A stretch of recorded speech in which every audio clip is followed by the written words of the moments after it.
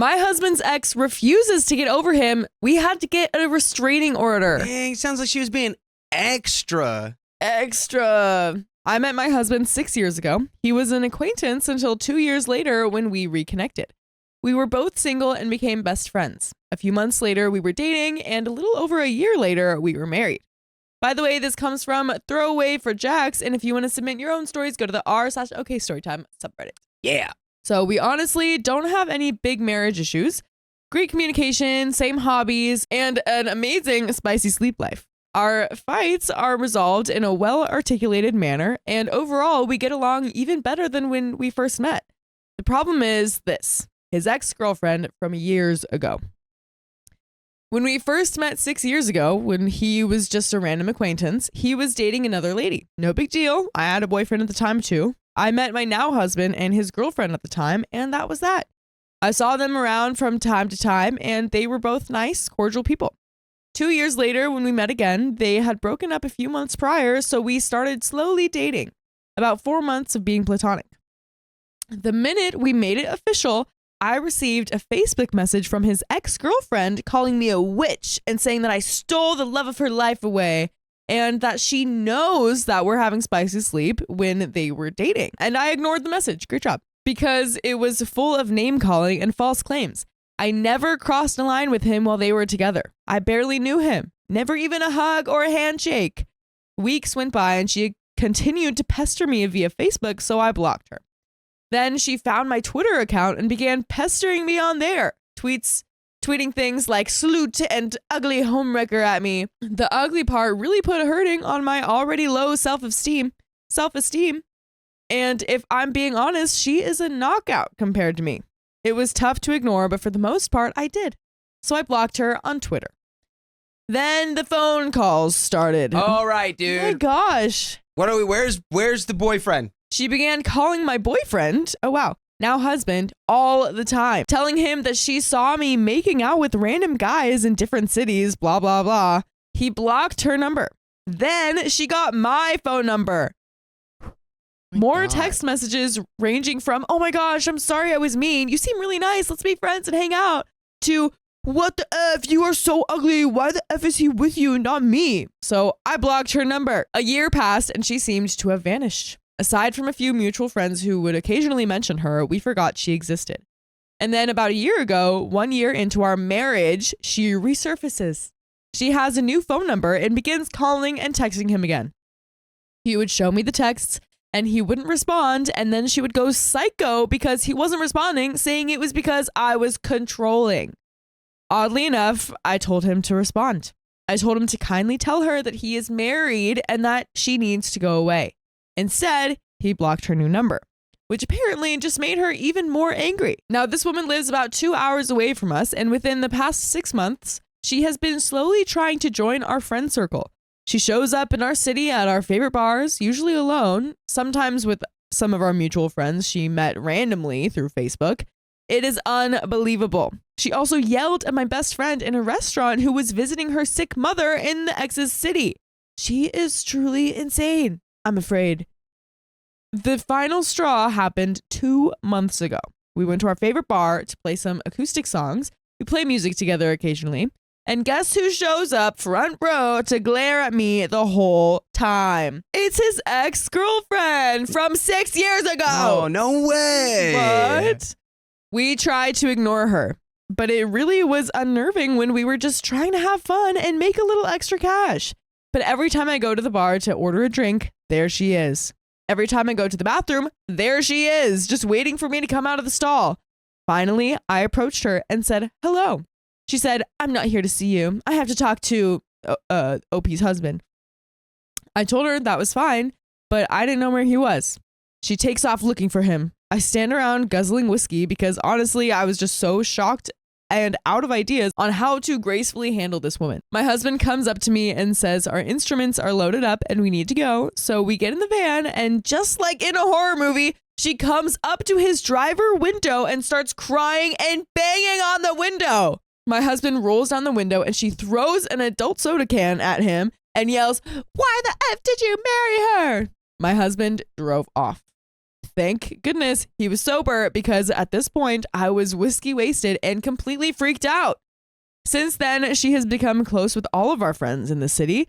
I crap you not. She literally has weaseled her way into our friend circle.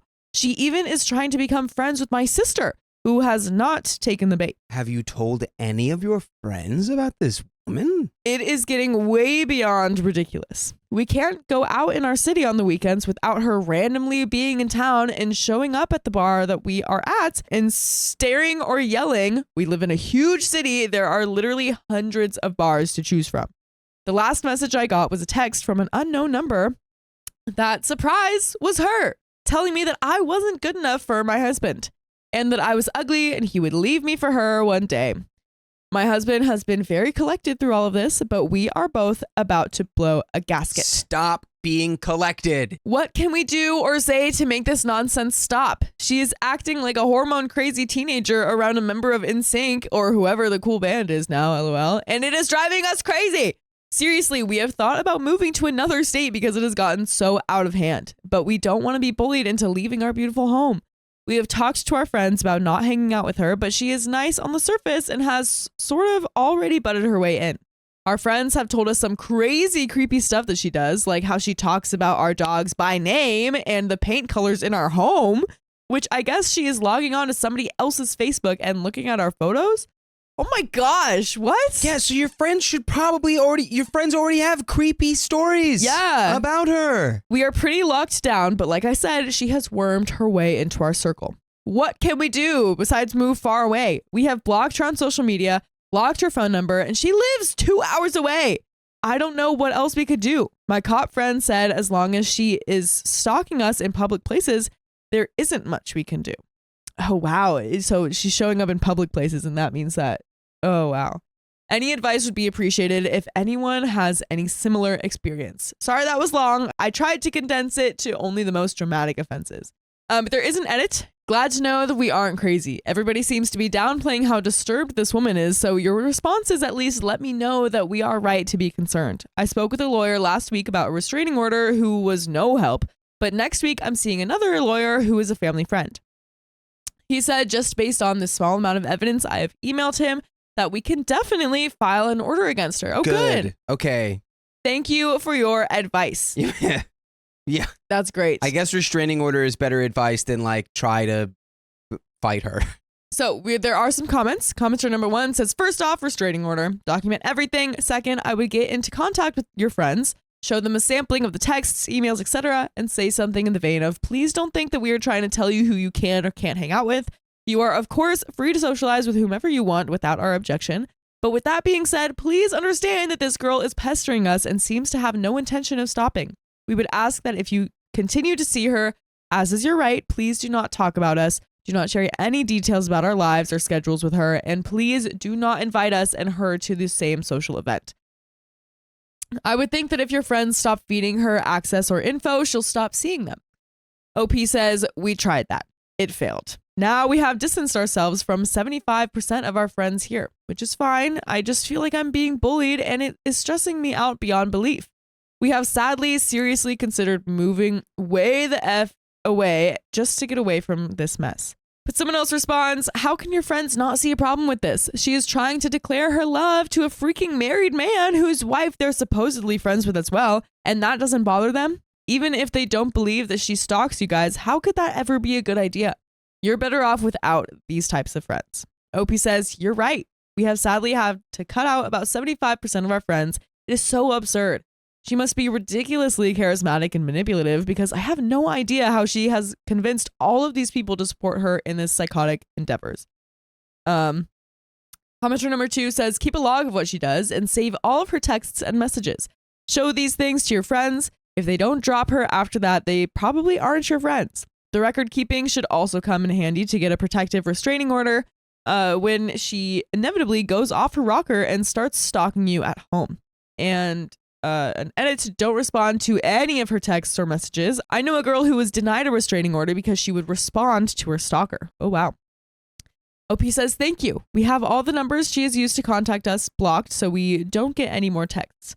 But now she is trying to add my sister on Facebook. She didn't accept it. but it is getting crazy. I could deactivate my Twitter and Facebook, but I use my Twitter for work, and we have so many out-of-town friends. I love keeping up with them on Facebook. It isn't fair. I should have to give these things up because of a crazy person. I'm just at a loss of what to do other than running away. And there is an update. Oh boy. I hope the ex goes to jail somehow. Oh boy. Long story short, she contacted me via her boyfriend's Facebook on our music Facebook page. I know, what the F. Asking me questions about my relationship with my husband, admitting her love for him, and then asking if the three of us could hang out because I seem really nice. What? I messaged her back and told her that if she contacted either of us again, we were going to pursue a restraining order, which we already were pursuing it, but I thought I'd give her fair warning. Well, like clockwork, 2 days later, me and my husband play a show at our favorite bar, and guess who is there front row? Her. My husband calmly talked to the bar manager and he asked her to leave. She caused a huge scene, crying and screaming and cussing at me, yelling things about how ugly and talentless I was, yada yada. The bar manager threatened to call the cops and she left. The next day, after presenting the police station and our lawyer friend with all of the evidence we had, which was a lot, the restraining order was officially in effect. It's been a little over a week, and so far we haven't heard anything from her or about her. Yay! Huzzah! Hopefully she doesn't go even more psycho, but for now I feel like a huge weight has been lifted. Thank you, Reddit, for letting me know that we were not being crazy and feeling threatened and scared of her. You guys gave us the courage to nip this crap in the bud. Keep us in your thoughts. I still feel a little uneasy about the restraining order pushing her further over the edge. But we have another update. Well, this is a weird but overall good update. Stalker girl disappeared after the restraining order was filed. Okay, thank God. Thank God. Once we had that done, we convinced my mother-in-law to cut her off too, which so far she has. Interesting that she didn't in the first place, but okay. Well, after a month of silence and bliss, I get a text from an unknown number. Surprise! It's her! No! Her text basically said this. This is Crazy X. Please don't call the cops. I'm contacting you for your own good. I'm pregnant, and your husband is the father. Girl, for your own good. Oh my God. Do you also have $1 million to give me? What? Whoa. I just have to send you 1,000 first? Yeah. Damn, that's crazy. What? Oh, Lord. When my husband got home from work, I asked him if he had planned on telling me that he was expecting a child in a few months. He was confused, so I showed him the text, which I didn't reply to. He was so angry. Actually, I don't know if I've ever seen him that angry. I thought he was going to snap the phone in half. After he calmed down, we decided to take care of it the next morning. I'm assuming my husband isn't the father, LOL. Anyway, the next day, we went to the police station and showed them the text. They had to contact the police department in her city, so we waited. We later got word that there was a warrant out for her arrest, and less than a week later, we got a call saying that she was in custody. Whoa. When we received that news, we both kind of freaked out, both with relief and fear. Obviously, she won't be there forever. But you know who will be here forever? Us. Yeah. On Spotify, Apple Podcasts, or iHeartRadio, whatever your favorite podcast app is, just search OK Storytime, and you're going to find full episodes with more stories just like this one. That was a few months ago, and we haven't heard from her since. Word around my mother-in-law's church is that she is definitely pregnant and is working at some pizza joint. Good for her. I don't care what she's doing as long as she's far away from us. As for the baby, I don't think it's my husband's, but we're going to let Mari decide once it's born. JK. I trust my husband to never cheat on me, and if he ever did, I hope that he would have better taste than that crazy pants. There are some comments. Number 1, just a word of caution. She might name your hubby as the father on her birth certificate, in which case he would need to get a paternity test. So while it might be over, it might not. OP says, yeah, we were wondering what the deal with that is. She has a boyfriend, so we assume it is his kid, but who knows? My husband said that he would gladly take a paternity test if it came down to it. But what a crock of crap. I really hope it doesn't come to all of that. Hopefully jail calmed her butt down, but on second thought, those pregnancy hormones might make her crazier. Commenter number 2 says, out of curiosity, those friends of yours, any word from them? OP says a couple of apologies once she got arrested. We forgave, but we're still keeping our distance. And that is it. It's the end of that story. Wow. Oh my gosh. My parents crossed a line with my wife, and now my marriage is at risk. Boundaries, people, boundaries. Yes, and there's a trigger warning here for miscarriage. The story is going to talk about that. If you don't want to hear that, do not listen to this story. Please. Here's some background. I'm an only child, and it's been drilled into me from an early age that I need to be there for my parents when they get older. For the most part, I don't mind. They've done their best to give me what I need, and I'm only too glad to help out when I can. By the way, this comes from user Stuck2, and if you want to submit your own stories, go to the r/OK Storytime subreddit. So, when I got married, I was happy to know my wife shared this sentiment too. She treats my parents like her own for the most part. The issue is my parents are currently here visiting us. They've been here for 2 months, and the plan is for them to stay another 3 weeks. This hasn't been an issue for us. A couple of days ago, though, my wife had what she thought was her period, but after some time, she was in a lot of pain. Trigger warning. So I rushed her to the ER where we were told she was having a miscarriage. Oh, wow. This was a huge surprise to both of us because we didn't suspect anything. She was sent home with orders to rest and take it easy, and upon her insistence, we told my parents that she'd had a stomach bug, and that, along with her period, made things worse. The next day, my wife was in bed resting when, and this part is based on what she told me since I was at work, my mother entered the room and asked her when she was getting out of bed as there was work to be done. She politely replied that she wasn't feeling well and that she would be staying in bed all day, but if my mom wanted something to be done, just note it down and she would do it the following day. My wife, who I'll call Lucy, told my mom that if it was a truly urgent matter, she would ask me to take care of it in the evening. My mom proceeded to yell at her and tell her she was a no-good, lazy witch who took advantage of her son. Lucy started crying and asked my mom to leave the room, but my mom stood there yelling at her till Lucy picked up the phone and called me. Apparently, when she did, that's when my mom left the room and Lucy got up and locked the door. I picked up her call and she was still crying and wasn't able to give me an answer, so I rushed home at lunchtime. She told me the whole story, and I'm ashamed to say I didn't believe it. My mom had never behaved like that ever, and I didn't see her doing it. I got Lucy to take a nap and asked my mother what happened, and she told me she just asked Lucy what she wanted for lunch when Lucy started crying. I messed up again and let it slip that Lucy had had a miscarriage and told my mom to keep an eye on her because it might have been her hormones causing her to cry. Well, 2 hours after I got back to work, and I get another call from Lucy. Except this time I can hear my mom screaming terrible things at Lucy about her miscarriage. No. I rushed home immediately and confronted my parents. My mom was unrepentant, and my dad said he didn't want to be dragged into the issue.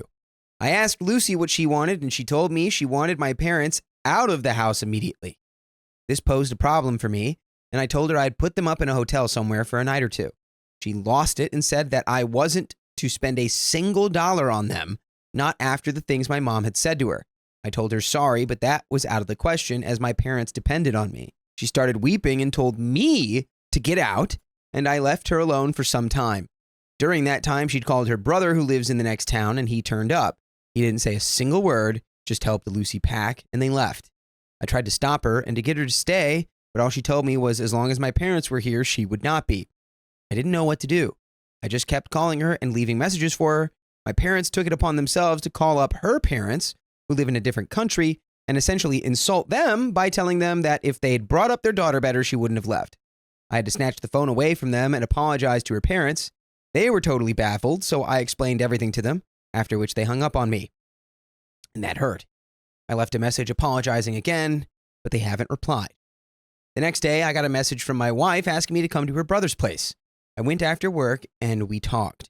She told me it wasn't fair that she couldn't be in her own house while my parents were.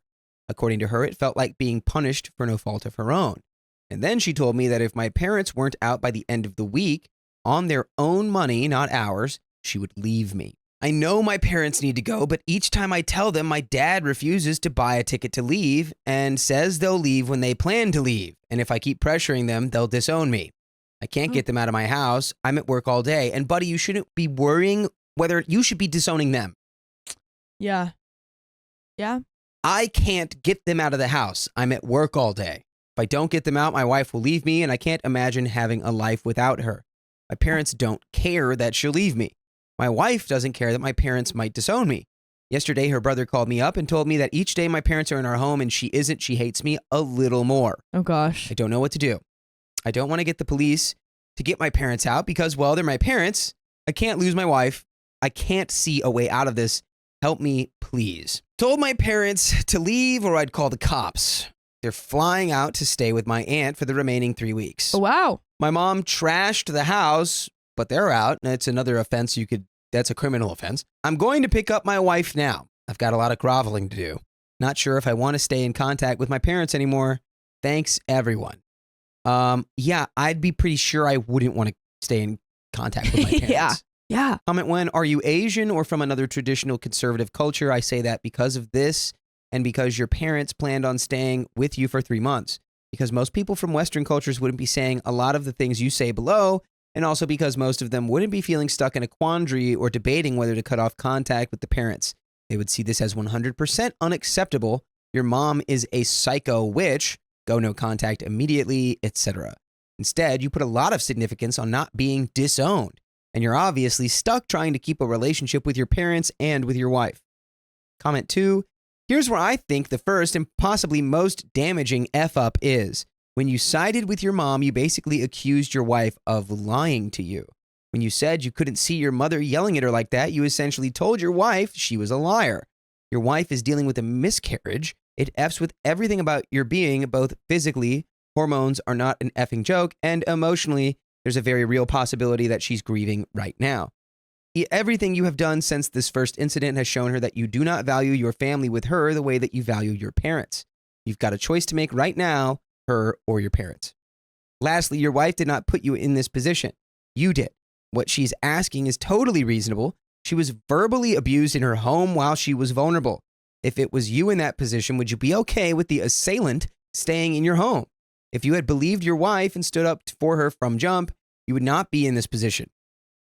If you choose to support her in this, it's important that you deal with any resentment you feel without taking it out on her. Comment 3, even if your wife were lying, you should still have removed your parents. She's emotionally and medically vulnerable, and if she's uncomfortable with guests, then those guests are going to jeopardize her healing process.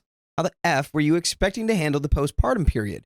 Oh, well, I'm sorry you're having a conflict with my mother, but I wasn't there to see it, so I'm going to blame it on your hormones, postpartum depression, postpartum psychosis, whatever. And since it must be your fault because you're the one with the out-of-whack hormones, my mother gets to stay, and you'll have to figure out how to recover and not spiral into postpartum depression or psychosis, while simultaneously playing hostess to a guest who is a huge source of stress to you, while I'll stay away all day at work. Seriously? So what if the conflict was your wife's fault for having PPD? Do you really think that that would be a good recovery strategy? Just the fact that you thought you needed to take sides, that you thought it would offend your parents to change their plans to allow your wife to recover from a serious medical and emotional problem is a huge red warning flag that the problem is your parents and you, not your wife. There's an update here. Let's get into it. Long story short, it's all good. Oh. Nice. Okay. Long story long, OP's wife here. Oh my gosh. We are now getting the wife's perspective. Oh, this is crazy. He showed me this post as we were having our much needed conversation, and wow, it got a lot of replies. First, I was blown away by all the support in the comments. I wanted to let everyone know that I've been fine for the most part. The miscarriage was sudden and unexpected, and neither of us knew how to feel about it, but we've come to terms with it. Hopefully, in the near future, we'll have a more positive result. Secondly, to add some context to the previous post, we're Indian.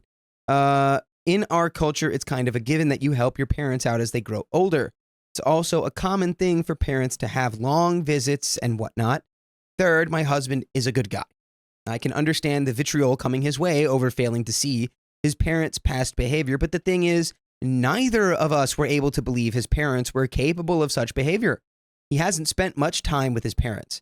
Growing up, he stayed with an aunt and cousin to attend school and with his grandparents during his college days, so he's never actually spent extended periods of time at home to note their behavior. The most time I've spent with them in the past was a week, and my parents were there too during that time. Now, on to the actual update. Oh boy. After he banished his parents, my husband Jack came down to my brother's apartment to, in his words, take me home. Before he did, though, we had a long conversation and spoke about everything, which is how we came to the first and third points mentioned before. My brother was a champ and lent us his apartment for the night to give us privacy. I asked Jack what his plans with his parents were, and he told me he's not going to let them back into our lives unless they apologize. If they do, then we'll allow them to see any future children, but it will always be supervised and they will never be left alone with them. He's on my side 100% and apologized for taking his parents' side. He told me it was hard for him to believe his parents, who he'd always held in high esteem, were capable of behavior like that. I cried with him. I can't imagine what he's going through, having to cut your parents out of your life like that, but I'm glad he's on my side. We'll be going for a few sessions of counseling together, and I'm hoping to persuade him to go individually too to handle the whole cutting his parents off situation. The next day, he booked a hotel room for the two of us, asked me to spend the day doing whatever I wanted, just lay back and order room service. He then organized for cleaners to clean our apartment so I wouldn't have to do anything. He even got the carpets steam cleaned. I was amazed. Aww. You know, getting those carpets steam cleaned, that was that extra little bit of brownie points you needed right there. Oh yeah. She goes, steam clean the carpet? What? That never happens. Yeah, I forgive him. I think Yeah. The room service was amazing. I'm a bit sad about having to cook now. We're now firmly back home, and it's good to be here, just the two of us. As for his parents, they've flown to stay with his Aunt Sandra. In my view, the best place for them because she takes absolutely no BS at all. He was going to call her and let her know what happened, but she ended up calling him the night his parents landed there, asking why we had sent them. He told her exactly what happened, told her not to let them spread rubbish against me, and she told him she'd take care of it. Wow. He also called a few of his close cousins to let them know what happened, so now if his parents try to drive his family against us, they can't. She called up again last night, telling us how frustrated they were that no one seemed to sympathize with them. Jack told me that he had heard his mom screaming in the background about the devil her son had married, and Sandra yelled back at her, "You're the devil. Hold your tongue." All right, Sandra. Let's go, Sandra. Let's go. Oh my gosh. Apparently, when my mother-in-law got married to my father-in-law, her mother-in-law expected her to wait hand and foot on her and do all the chores and so on. Kind of explains why his father didn't say anything either. He's been used to his mother, Jack's grandma, treating his wife, Jack's mom, the same way. So he didn't blink an eye when his wife yelled those things at me. I actually sometimes feel a little sorry for his mom being married to someone who let them be treated that way. I hope that his parents spending time with Sandra will knock some sense into them and they'll understand that unless they apologize, they won't have anyone to support them. And by the way, you can fully support us by listening to full episodes with stories just like this on Spotify, Apple Podcasts, iHeartRadio, wherever you listen to podcasts. Just search OK Storytime, and you've got the entire world in the palm of your hands. Please, sir. Oh, and we spoke to my parents as well and cleared things up with them. I think they consider Jack more of a son now than they did before. And while we've both thanked my brother several times, we've called him over the next weekend and we're going to be taking him out to a great dinner. Woohoo. I'm making him lots of food he likes to take back with him. If you have any other suggestions on how to thank him, let me know. Okay, so that's everything. We're now going to go binge watch Doctor Who and order pizza. Thanks again for all your replies. Nice. And that is the end What a beautiful ending of that to that. story. Yes.